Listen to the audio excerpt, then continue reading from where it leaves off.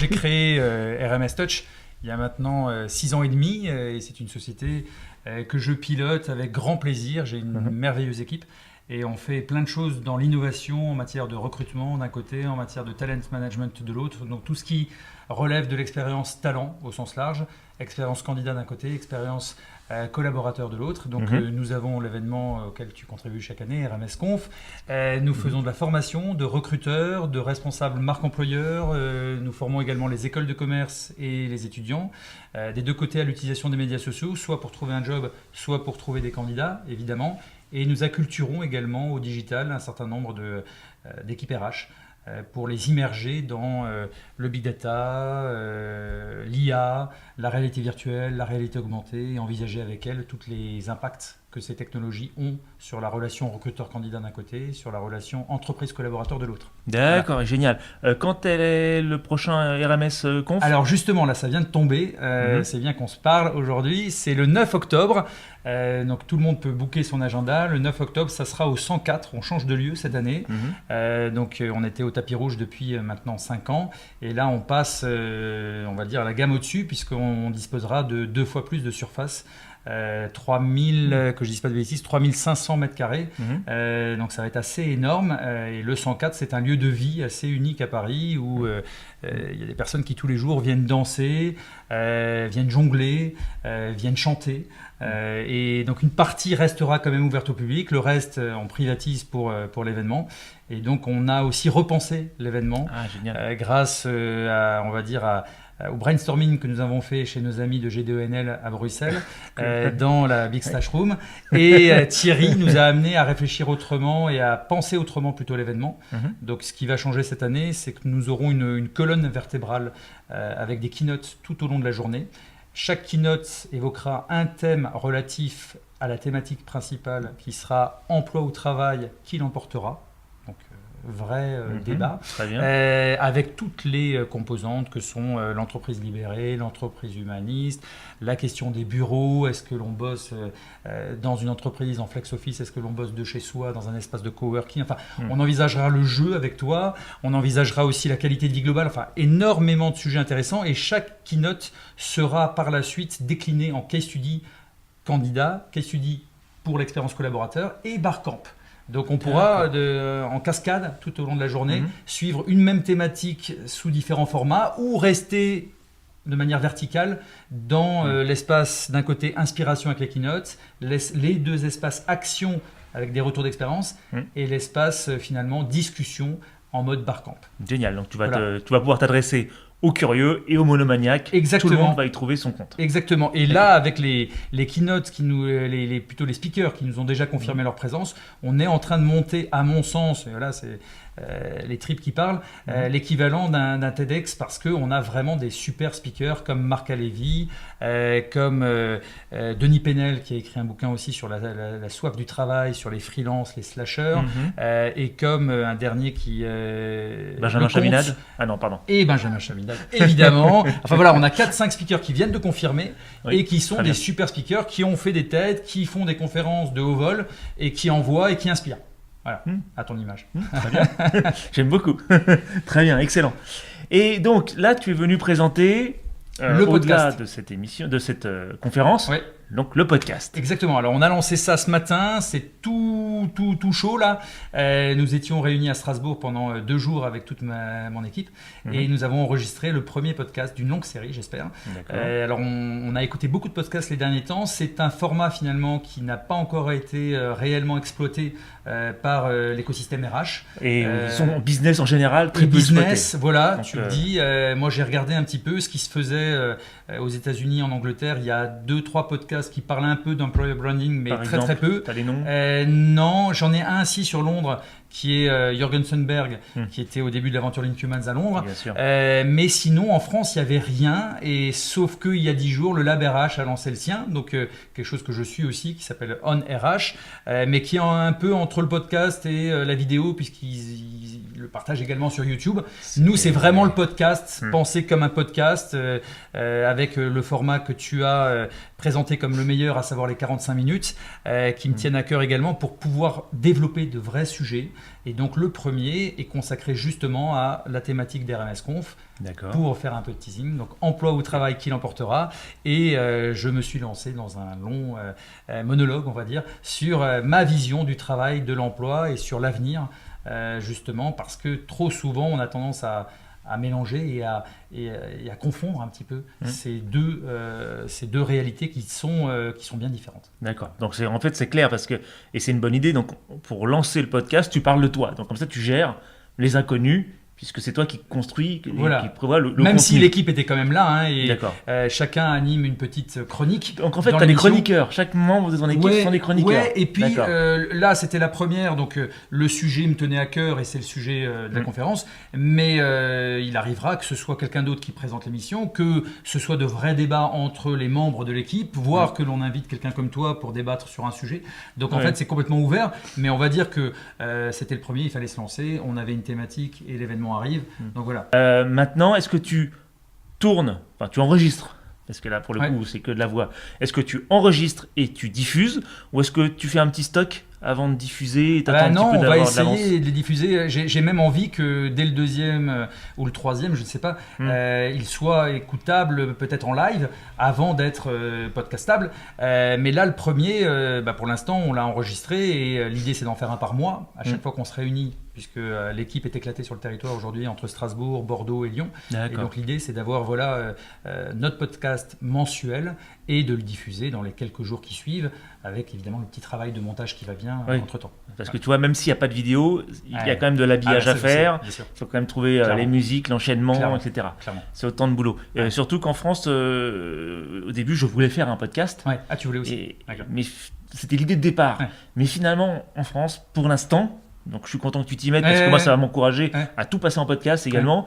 On aime bien la vidéo quand même, on aime bien voir ce qui se passe. Ouais, mais alors là, côté vidéo, pour le coup, il y avait déjà quelques acteurs RH. Pas nombreux non. Non, il y a Alexandre Pachulski, il y a Guillaume Alexandre qui s'y est mis aussi. Enfin, il y a un certain nombre de personnes. Alors je répète, pas nombreux et des pas chiants. Et des pas chiants. Il y en a très peu. Voilà. Donc, mais je me suis dit, la vidéo, bon, c'est pas qu'on a déjà tout vu, mais la vidéo, ça se développe bien. Et le podcast, moi, me parle beaucoup parce que j'ai toujours rêvé de faire de la radio depuis que je suis tout petit. Trop drôle. Et voilà. Et du coup, il y avait beaucoup d'émotions ce matin parce que c'est un petit rêve que je réalise. Alors, j'ai déjà fait des plateaux télé et radio pour BFM, pour Europe 1. Mais là, il y avait une autre tension. Parce que c'était notre émission, que c'était le premier et que c'est toujours, comme toujours, un bébé. Voilà. Et je pense que tu sais ce que c'est avec ton émission. Oui, bien sûr. De toute façon, pour moi qui te suis depuis que tu es bébé, depuis que tu as passé le pas de ce que tu faisais à la PEC à ça, tu es une bête de scène en fait. Donc je ne suis pas surpris que tu es à l'aise avec un micro. Oui. Mais encore une fois, c'est pas tout à fait pareil quand c'est toi qui anime et que c'est ton premier. Et je pense qu'on a besoin encore de rôder le truc parce que finalement, entre les prises, alors. Ça restait enregistré, je pense que je vais quand même essayer de faire un petit montage avec. Il y avait de vrais éclats de rire et une vraie spontanéité, et quand on lançait une séquence, on sentait que la concentration et le stress étaient un peu palpables. Mais bon, voilà, ça fait partie du jeu aussi. Oui, tout à fait, puis c'est un bon exercice. Et puis tu vas voir, au bout du 5e, 6e, 14e, 45e, ce sera tranquille. Excellent. Comme je suis en train de le faire avec Innovation Weekly, c'est devenu la routine. J'ai vu aussi l'évolution entre les 2-3 premiers et ce que c'est devenu aujourd'hui. Maintenant, c'est plutôt l'idée de se renouveler pour ne pas s'emmerder non plus à le faire. Exactement. Bon. Maintenant, toi qui es une place plutôt privilégiée par rapport à ce qui se passe dans l'emploi, dans le travail, dans le recrutement, etc. Quelles sont les tendances ? Alors, pas les tendances que tu vois arriver, parce que moi, les tendances d'après-demain, ça ne m'intéresse pas. Quelles sont les tendances que tu vois enfin prendre pied en entreprise ? Même si c'est des choses dont nous, on parle depuis 3, 4, 5 ans, qu'est-ce qui vraiment est en train de se passer en entreprise en ce moment ? Là, c'est clairement l'association Big Data IA pour moi. Il y a eu évidemment les médias sociaux, le mobile. Là, on est vraiment dans cette dimension, ce binôme Big Data IA, où l'intelligence artificielle permet de faire parler la data, à la fois en matière de recrutement d'un côté, à la fois en matière d'évolution et de trajectoire professionnelle dans l'entreprise de l'autre. C'est-à-dire qu'on a des acteurs comme Assess First, par exemple, qui ont une solution, alors qu'ils ont expérimenté avec le BHV Marais, qui était présent à notre édition 2017 d'RMS Conf, où là, c'est comment je vais identifier les clés et les critères de performance des meilleurs collaborateurs dans une équipe, c'était des vendeurs en l'occurrence. Pourquoi ces vendeurs-là, ces 2-3 vendeurs sur une équipe de 10 sont plus performants que les autres, alors que pourtant ils viennent tous de la même école, ils ont exactement le même background en termes d'expérience, de postes occupés, d'années d'expérience dans le même secteur d'activité, et finalement il y en a 2-3 qui sont plus performants que les autres. Et quand on a réussi à identifier ces critères en leur proposant une batterie de tests, ces mêmes critères vont être recherchés chez les candidats. Et donc, pour moi, on sort du clonage où on n'est plus à rechercher exactement le candidat qui a le même diplôme, qui a la même expérience dans le même secteur, sur la même fonction, mais plutôt quelqu'un dont le cocktail hard skills, soft skills se rapproche de ceux qui performent. Les fameuses appétences. Et c'est ce qu'ils appellent le recrutement prédictif, c'est ça ? Alors, ça, c'est du recrutement prédictif, même si quand on parle de prédictivité dans le recrutement, et partout ailleurs d'ailleurs, le big data, finalement, ça n'est jamais réellement du prédictif. C'est plutôt essayer, à partir de ce qui s'est déjà produit dans le passé, d'anticiper ce qui peut se reproduire. Et on s'est aperçu que le comportement humain était nettement moins imprévisible que ce que l'on pouvait penser. Et c'est la même chose pour tout ce qui relève de la criminalité. Donc tout le monde connaît évidemment le film de Spielberg, Minority Report. Et même s'il n'y a pas de précog dans un espèce de liquide amniotique, on a déjà des polices qui, aux États-Unis, en Italie et maintenant en France, font du prédictif. C'est-à-dire qu'on s'est aperçu, et je crois que c'est en Italie où ils ont fait c'est un exemple concret, les jours de match de foot, quand il pleut, dans certains quartiers, il y a plus de chances de tomber sur quelqu'un qui est en train ou qui va commettre un délit ou un crime. Et donc c'est assez fou, et ça montre à quel point finalement l'homme est prévisible, puisqu'il reproduit des schémas. C'est un sport de voyous. Non, mais voilà, et quand tu associes tout ça, et c'est la même chose pour prédire un tremblement de terre, pour prédire plein de choses. Mais là, le comportement humain a vraiment quelque chose de... on sait que ça s'est produit et il y a des chances que ça se reproduise. De la même manière, tu as une appli qu'avait développée Randindi pour Snips, je crois, qui est la boîte qui a développé cette appli pour les Transiliens, enfin les trains en Ile-de-France, où finalement, il peut te dire que cette rame-là sera bourré à craquer, qu'il vaut mieux attendre le prochain train parce que celui-là, tu pourras t'asseoir. De la même manière, c'est la data qui parle et qui montre qu'il y a des mouvements de personnes qui sont les mêmes sur certaines heures de la journée et qui se reproduisent, et que finalement, on n'est pas tant dans le prédictif, on anticipe simplement quelque chose qui s'est déjà produit, et voilà. Et ça, on se rapproche de quelque chose qui arrive. Et du coup, de l'autre côté collaborateur, il y a des entreprises comme Orange aujourd'hui, comme Canal+, alors qui travaillent plutôt avec Clustry, qui est un peu le pendant d'Assess First. Il y a 365 talents aussi, il y a un certain nombre d'acteurs qui proposent ça. Et là, ils vont analyser la data relative à toutes les carrières en interne dans le groupe. Par exemple, un chef de produit marketing arrivé chez Orange, il peut devenir responsable marketing monde, mais il peut aussi peut-être devenir DAF ou finir responsable RH en Australie. Et bien, il y a un moment donné où le nouveau chargé de produit marketing qui rentre dans la boîte, on va lui dire, tiens, ok, tu peux terminer responsable ou directeur marketing, mais tu peux aussi penser à peut-être finir en finance ou finir au RH ou finir au commercial en fonction de ce que les autres ont vécu comme parcours. D'accord. Et ça aussi, ça donne à voir des parcours peut-être plus intéressants, et on n'est plus seulement dans le traitement des quelques Top Gun qui profitaient des parcours rectilignes. Tout le monde peut se voir proposer des opportunités nouvelles. D'accord. Donc là où beaucoup vont s'inquiéter, ouais. Toi, tu vois ça de façon plutôt positive. Ouais, moi je vois ça, c'est marrant parce que paradoxalement, je suis quelqu'un qui est plutôt inquiet par rapport à certaines dérives potentielles de l'intelligence artificielle, notamment, plus que du big data. Moi, c'est big data, bon, la data, le côté privatif des données, tout ça, c'est pas ça qui m'inquiète, c'est plus l'intelligence artificielle. Mais en revanche, force est de constater qu'aujourd'hui, dans le recrutement et dans le talent management, les premières utilisations sont plutôt vertueuses et vont dans le bon sens. Donc on sort du clonage, on a aussi le côté l'IA qui pourrait être décisionnaire dans le recrutement également, puisqu'il y a Unilever qui a fait ça au niveau mondial, où dans le process de recrutement, c'est une IA à un moment donné qui choisissait qui passait à l'étape suivante lors d'un entretien différé, un entretien vidéo. Et donc c'est pas un homme qui décidait, c'est quand même assez fou. Mais l'intelligence artificielle est moins tributaire de biais cognitifs que l'homme. C'est-à-dire que l'intelligence artificielle, voilà, si tu tu me serres la main et que tu as la main moite dans un entretien de recrutement, je vais dire bon, ouais, ok, le premier contact n'était pas top. Tu ne me souris pas, tu regardes tes pieds. Voilà. L'intelligence artificielle, elle s'en fout que tu regardes tes pieds. Elle, c'est le fond de ce que tu vas raconter. C'est peut-être aussi quand même l'enthousiasme. Forcément, il y a des choses.